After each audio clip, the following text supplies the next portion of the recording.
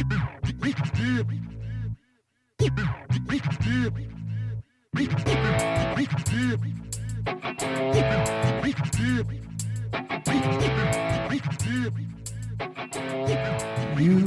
are now tuned in and listening to the Mind of Smoothie podcast.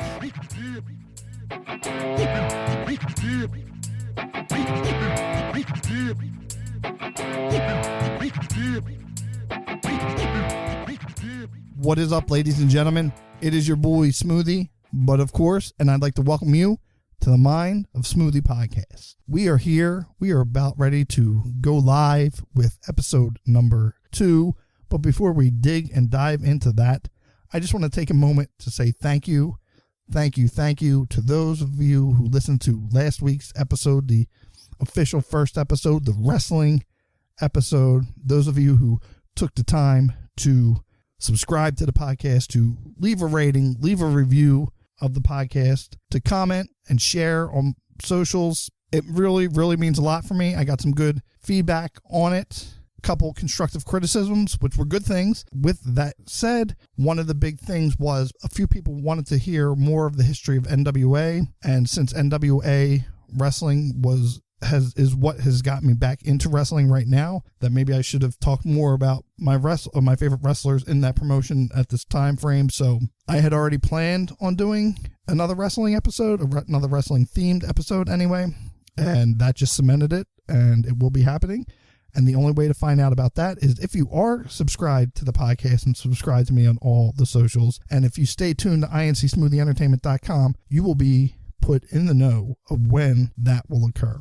So with that out of the way, again, I say thank you, but now it's time to move into the future here. So this week, at the end of last week's episode, going back to the past again, I did leave a little bit of a hint to what we were going to be talking about this week. And the hint went a little something like this. I had said we were going to be talking about a small toy line. Some might even say a micro toy line. I know this is a mind-bending, tricky riddle, but I've given you a week to figure it out. I've given you a week to toss it around your head and try and make heads or tails of it. So if you still have not figured it out at this point, maybe, just maybe, this will help you. This is the Micro Machine Man presenting the most midget miniature motorcade of Micro Machines. Each one has dramatic details, terrific trim, precision paint jobs, plus incredible Micro Machine pocket playsets. There's a police station, fire station, restaurant, service station, and more. Perfect pocket portables to take any place. And there are many miniature playsets to play with, and each one comes with its own special edition Micro Machine vehicle and fun, fantastic features that miraculously move. Raise the boat lift at the airport marina, man the gun turret at the army base, clean your car at the car wash, raise the toll bridge. And these playsets fit together to form a Micro Machine world. Micro Machine pocket playsets, so tremendously tiny, so perfectly precise, so dazzlingly detailed, you'll want to pocket them all. Micro Machines and Micro Machine pocket playsets sold separately from Galoob. The smaller they are, the better they are. That's right, ladies and gentlemen. Today, we are going to be talking about micro machines. Now, you may be saying to yourself, Smoothie, or self, why are we talking about micro machines in the year of 2020? And to that, I would say that's an excellent question, and thank you for asking yourself that question. I've recently stumbled upon an article stating that this fall, micro machines will be hitting store shelves once again for yet another revival. Now, I was very happy to see that. One, because I love micro machines. And two, the past summer, I had found a whole bunch of my old micro machines. None of the play sets or anything like that, just the micro machines in a nice Ziploc bag. It just seemed that I started this podcast and I wanted to talk about retro things and things from, my childhood, and that the moon and the stars and all that stuff aligned. And everything just fell into place, so it just seemed right. Just seemed right that I did an episode devoted to micro machines. I'm going to just real briefly get into a little bit, some memories I have of micro machines growing up. I'm going to talk a little bit about the history, and then we're going to look at what the upcoming release holds for the success and or failure of the brand. So I would have to say that growing up, or, in my later childhood years, 8, 9, 10, somewhere in there, micro machines played a big, big part in it. There's only actually really three toy lines or brands that I can distinctly remember trying to collect and had big collections of. One of those being He-Man. That was the very first action figure line I had, and I had a whole bunch of He-Man, and I wish I had them now. I had Castle Grayskull and all that stuff. The next one being Micro Machines, and after that, the Ninja Turtles. There were others. Of course, I had G.I. Joe and I had Transformers, but that would be like one or two here and there. I guess not having much money growing up, and being the youngest of 7, couldn't get every toy line and every bit of merchandise related to that toy line, but those 3 were the biggest for me.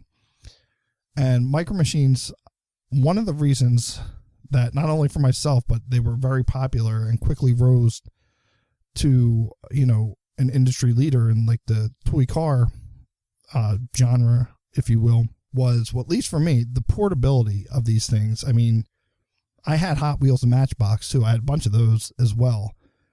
But if you were going somewhere, or even if you wanted to go to your friend's house and take some, you wouldn't be able to take many. You could take a handful, or if you had one of those cases, which were big and bulky, you could take those. But Micro Machines, you could take a whole play set, about 30 to 40 cars, and it would be nothing. It would fit in a nice shopping bag and everything. And that's what I did. I mean, these were great for weekends, traveling to grandmother's house, an aunt's house. If you knew it was going to be a day away from your toys, you always pack something that you can continue playing. So I take these things with me, and wherever I go, I'd make up little adventures, whether it be outside, even at home too. I would do the same thing, go outside on the nice days, play in the dirt with them, and just come up with these great adventures. And I love that. And that's what I would do with all the, my favorite toy lines and everything. But I could spend hours playing with these things, with the play sets, and just staying engaged with them. And, it was always fun to just line and get everything organized in a certain way, and just would get lost in these little adventures with these little cars. So they were very, very formative, very important to me growing up. And they were also good for like trading, because when you get the packs of like 5 or 4 or 5, I forget how many came in a pack, you might get duplicates of them. So you could take them to school, and you could take them to school, play with. They were easy to put in your pockets, so you could get away with it a little bit easier than carrying big Matchbox cars or anything. But you could trade them with your friends. Your friend has this Lamborghini and you have this little Porsche. You could switch if you wanted to. They were fun, and they were very affordable. They weren't too expensive, and you could just really start a nice collection. Like I said, I still have a whole bunch of them here, and they just meant a lot to me, and I'm sure many other people during that time, they meant something as well. And today we want to look also at not only my memories, but where these Micro Machines come from. What's the driving force behind it? Where did the concept of a smaller than scale car, basing scale on Hot Wheels and Matchbox, where did that come from? So to try to figure out where these things come from, where this concept come from, we need to go back to the 1980s, and we need to take a trip to Fun City, USA, located in Sturgeon Bay, Wisconsin, to the workshops of Clemens V. Hedeen, Hedeen, toy inventor. Clemens had traveled to Toy Fair, which is like, it's an industry trade show, much like CES or E3 for the toy industry. And at this fair, he had met or run into the owners or people affiliated with Gloob Toys. And they were looking for at the time to come up with a reasonably priced car line to compete with Hot Wheels and Matchbox. So with this knowledge, Clemens went back to his workshop and began to work on 24 smaller or micro, if you will, prototypes and packaging for the Micro Machines, what would become the Micro Machines brand. And he sent them over exclusively to Gloob, and they immediately were on this idea and wanted to buy the contract for these toys to start production on these toys. Now, it makes sense if they want to, at that time, come up with a reasonably priced competitor to Hot Wheels and or Matchbox. One of the first steps, you make something smaller, less materials, less time to produce, and you can produce more obviously it fit like a glove. So Gloob took this idea and bought the contract and bought the idea from Clemens and went to work on producing and marketing these toys. And just as a side note, Clemens was responsible for also Nerf guns. So there's a lot of history. I suggest you go check out their website. Fun City USA is his, and they're still doing stuff today, I believe. They have a bunch of other different things toy lines that they invented, and they're constantly inventing and coming up with new concepts for toys. So that was pretty interesting to see that they also, Nerf guns are birthed from his brain. That's pretty awesome. But anyway, so Gloob had taken this idea and really went to town with it and started an awesome for the time marketing run and ad run. And they hired John Moshida, who I'm still trying to figure out. I couldn't really tell when I was doing my research if he is still in the Guinness Book of World, or if he's still the world record holder for being the fastest talking man or not. I think there was a time he lost it, but it was up for debate on whether or not, or the legitimacy of other people who had won that record from him or took the title from him.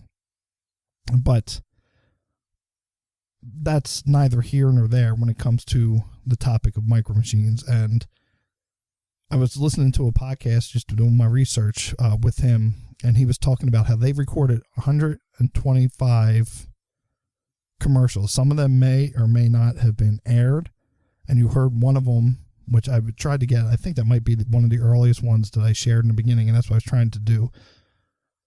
But they did 125 of these commercials, and I thought it was interesting. He was saying that they did these all in advance, so when Toy Fair, the trade show, will come around each year, they would take the different concepts and different ideas that they had already done these commercials for, and whatever idea looked like it was going to be a number one seller, that's the commercial that would get released. So like they prepared ahead and had this arsenal of commercials. So if, this line of micro machines or this playset was going to sell, bam, they could go right from there and immediately begin producing them and already have a head start on the advertising. So I thought that was pretty cool. So they did, anybody who grew up, with micro machines, especially in their initial run, you are familiar with him. And he's been on different things. He's been on TV shows. Mr. Machine's been on Saved by the Bell. He voiced a character on Transformers, did a lot of voiceover work, and he was the face of micro machines. He's most known, I think he was saying even in that podcast, that's how people associate him, as being the micro machine man, despite his other works, his other commercials. He did commercials for FedEx, for Minute Rice, but it's always micro machines. He is the micro machines guy. And as the brand moved on, you noticed that he was, the last thing he said in this podcast, you wouldn't see him in these ads anymore. And when the owners of Gloob passed the business down to their son, he was saying things changed and they felt it wasn't very profitable or marketable to have an adult market these toys. It'd be better to have the kids in the commercials. So that'll kind of give you a frame, a mindset to look at. Well, as a matter of fact, here, why don't we just watch this commercial? Not watch, you're going to listen to it and see. Star Wars! Get ready for the adventure of a lifetime with Micro Machines Star Wars transforming action sets. Just like in the movies. With Luke Skywalker, Darth Vader, and all the Micro Machines Star Wars figures. It's Darth Vader! I will freeze your body in carbonite forever, Han Solo. Not so fast. You're next, Luke Skywalker. Star Wars action! May the Force be with you. Think big, play small. Micro Machines, new Star Wars transforming action sets, each sold separately. You put them together, new from Micro Machines.